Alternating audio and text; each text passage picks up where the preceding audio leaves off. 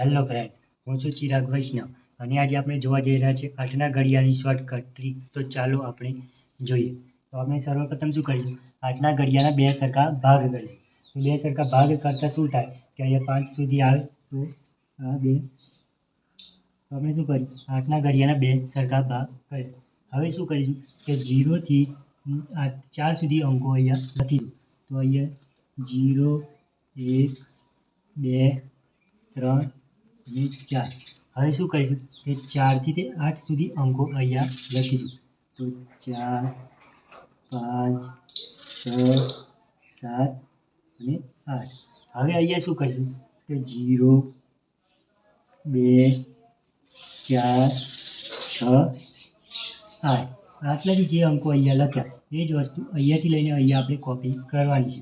તો 0ના 0, 2ના 2, 4ના 4, 6, 8. તો આ તૈયાર થઈ ગયો આપણો 8નો ઘડિયો. તો આવા જ ટ્રીક સાથે વિડીયો જોવા માટે મને ફોલો કરો.